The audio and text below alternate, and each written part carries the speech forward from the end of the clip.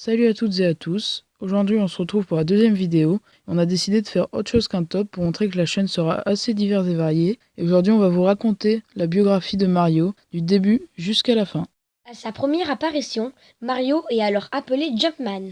Il est intégré dans le jeu Donkey Kong et il doit sauver sa bien-aimée Pauline et non Princess Peach. Ce jeu est très simple. Mario se balade sur des plateformes en 2D et doit esquiver des tonneaux que Donkey Kong lui envoie pour sauver Pauline.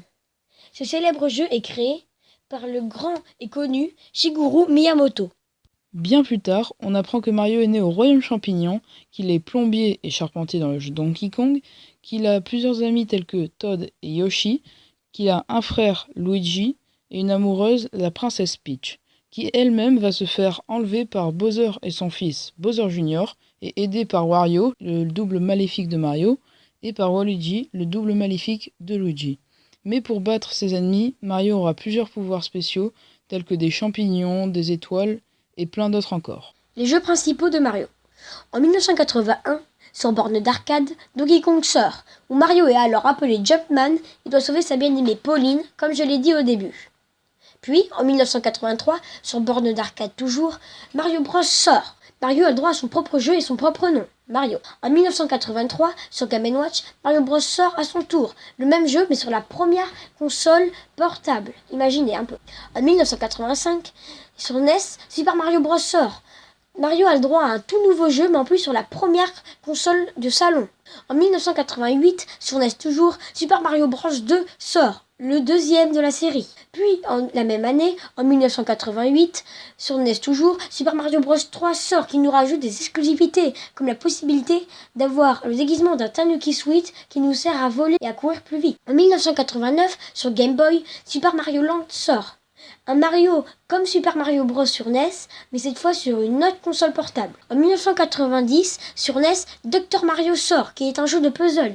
Le but est très simple, c'est un genre de Tetris où on doit éliminer des petites bestioles. En 1991, sur NES, le jeu Mario et Yoshi est sorti, le premier jeu où on voit Mario et Yoshi coopérer. En 1991, la même année, sur Super Nintendo, il y a Super Mario World, un jeu vraiment énorme sur une toute nouvelle console.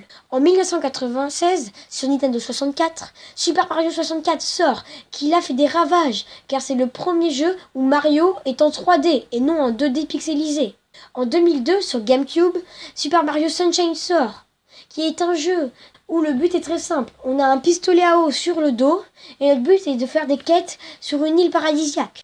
En 2007, sur Wii, Super Mario Galaxy sort, qui est un jeu où on se balade dans l'espace pour protéger la population du grand et méchant Bowser. En 2009, sur Wii, New Super Mario Bros.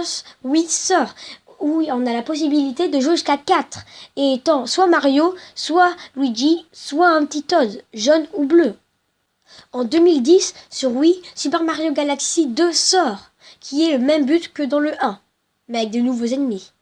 En 2011, sur Nintendo 3DS, Super Mario 3D Land sort, qui est un jeu où on peut se balader partout dans la map en 3D. En 2013, sur Wii U, une toute nouvelle plateforme que Nintendo a créée, il y a Super Mario 3D World, qui est un jeu aussi génial.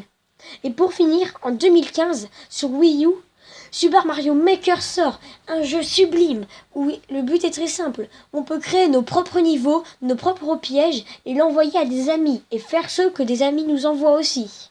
Et maintenant, quelques ennemis et bonus que nous pouvons retrouver dans les différents jeux Mario.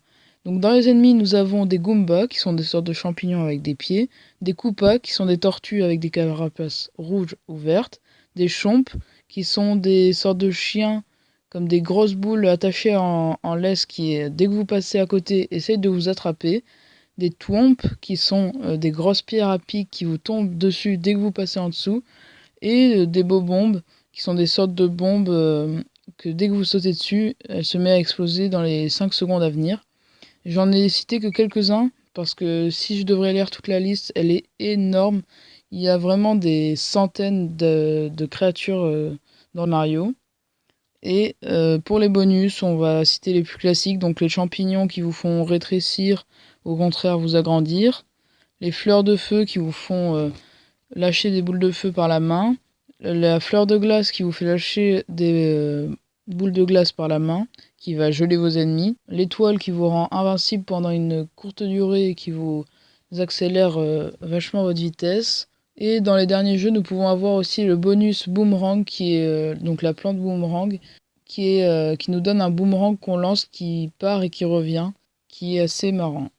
Si cette vidéo t'a plu, lâche un like. Si tu trouves cette biographie trop courte, dis-le nous en commentaire. Et dis-nous aussi en commentaire si tu veux qu'on fasse une biographie sur un autre personnage ou une autre personnage de jeu vidéo. Sur ce, abonne-toi. Ciao. Et le but de Mario est de grimper sur des plateformes en 2D tout en esquivant des barils qui sont lancés par le méchant et viril